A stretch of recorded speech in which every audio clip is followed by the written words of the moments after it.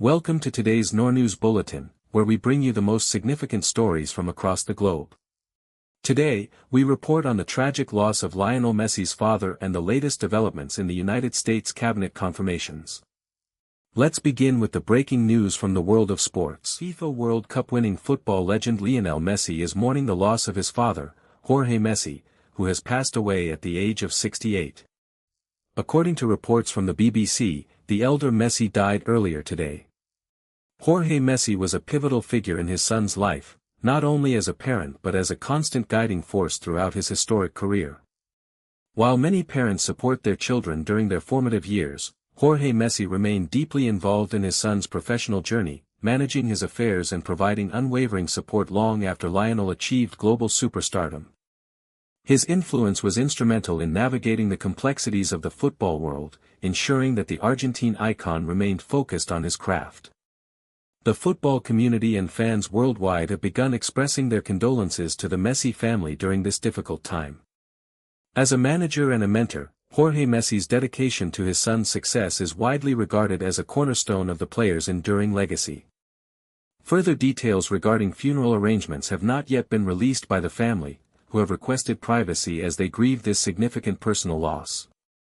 The sports world continues to honor the memory of a man who played an essential role in shaping one of the greatest athletes in history. Major landmarks and towers across Saudi Arabia are currently illuminated with the national flags of Saudi Arabia, Turkey, and Pakistan to mark the formal signing of the Makkah Joint Defense Agreement. According to the BBC, these coordinated light displays, visible across various regions of the kingdom, serve as a public expression of support for the newly established security pact. The agreement represents a significant development in regional diplomacy, formalizing a commitment between the three nations to enhance collective security measures. Officials state that the pact is designed to foster long-term peace and stability, both within the Middle East and on a broader global scale. Beyond the immediate defense implications, the celebrations highlight the deep-rooted historical ties and Islamic solidarity shared by Riyadh, Ankara, and Islamabad. Analysts note that the agreement is built upon existing bilateral relations, aiming to translate these bonds of brotherhood into concrete strategic cooperation. By prioritizing unified military coordination, the three countries seek to address shared security challenges while striving for a more prosperous future.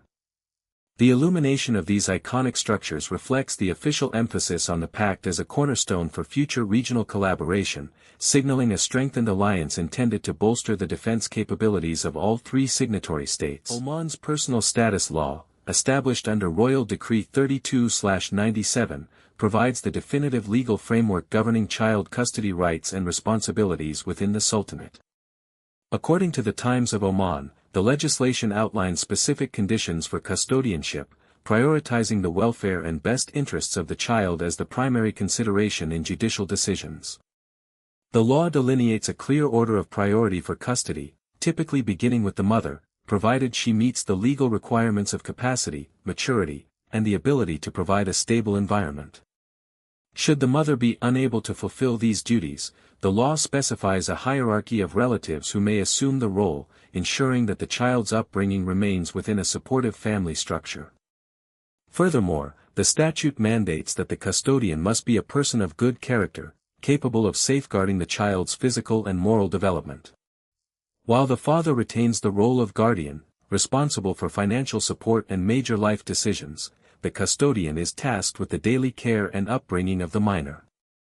These regulations are designed to minimize legal ambiguity during family disputes, ensuring that custody arrangements remain consistent with both national statutes and established social protections for children across the country. The United States has pledged $1 billion in aid to Colombia, marking the first day of President Abelardo de la Espriela's term in office.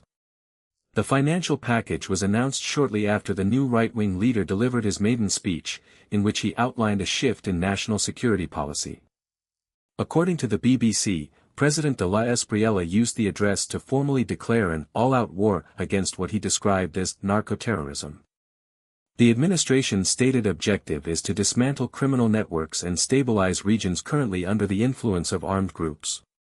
This significant infusion of capital is expected to bolster the Colombian military and law enforcement capabilities as they transition to this more aggressive tactical approach. While the White House has not yet released a detailed breakdown of how the funds will be allocated, the move signals a continued, robust security partnership between Washington and Bogotá. Analysts suggest that the timing of the aid package is intended to provide immediate political and logistical support to the new administration as it begins its mandate. The international community is now closely monitoring how this renewed focus on security will impact both the regional stability of the Andean nation and the broader geopolitical landscape of Latin America. Todd Blanche has been narrowly confirmed as the United States Attorney General, securing his position as the nation's top law enforcement official. The confirmation follows a contentious legislative process that saw rare, vocal pushback from within the Republican Party. According to the BBC, the vote highlights deep divisions regarding the appointment of a former criminal defense lawyer who previously served as a key member of Donald Trump's legal team. Despite the internal opposition, the narrow margin of victory ensures that Blanche will now lead the Department of Justice, a move that critics argue could signal a significant shift in the department's independence and operational priorities. Supporters of the nomination, however, maintain that Blanche's experience provides him with the necessary insight to reform the agency's internal structures. The confirmation process was closely watched by legal experts and political analysts alike, given the high-profile nature of the cases Blanche handled during his time as a defense attorney.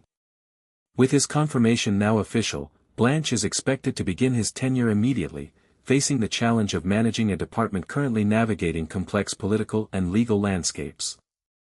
The narrow vote count underscores the significant hurdles the administration may face in future cabinet confirmations throughout the remainder of the term. A discarded phone book has provided the critical lead in tracking down a former high-ranking Syrian intelligence official, once known as the Spider.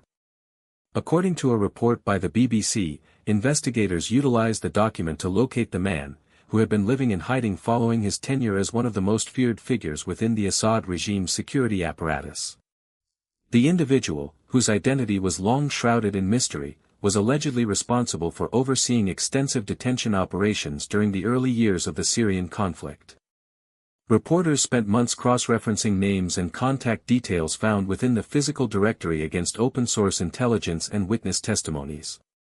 This process eventually bridged the gap between his past activities and his current residence, which had remained undetected by authorities for years. The investigation highlights the role of traditional investigative techniques in uncovering the whereabouts of figures accused of human rights abuses. While the subject has not yet faced formal charges in a court of law, the discovery has renewed calls from international advocacy groups for accountability regarding the actions of Syria's intelligence services. The BBC report notes that the findings have been shared with relevant legal bodies currently documenting potential war crimes committed during the ongoing crisis. Madonna has paid tribute to producer William Orbit, describing the musician as a genius and otherworldly figure. According to the BBC, the Queen of Pop shared her reflections following the producer's recent public health updates, highlighting the profound creative impact of their long-standing professional partnership. Orbit is perhaps best known for his pivotal role in the production of Madonna's 1998 album, Ray of Light. The record is widely credited with shifting the landscape of late 90s pop music by blending electronic textures with traditional songwriting, ultimately earning multiple Grammy Awards and significant critical acclaim. Beyond their work on that genre-bending project, the pair collaborated on several subsequent albums, including Music and MDNA, cementing a creative synergy that spanned over 2 decades. Orbit, a pioneer in the ambient and electronic music scenes, has been recognized by industry peers for his unique approach to sound engineering and atmospheric composition. While Madonna's tribute focuses on their shared history, it also underscores the enduring legacy of the experimental soundscapes they crafted together. The artist's statement serves as a formal acknowledgement of Orbit's contributions to her career and his broader influence on the evolution of contemporary electronic music production. Thank you for joining us for this verified report on today's top global headlines. We remain committed to accuracy and transparency in every story we cover. NoorNews, verified before published.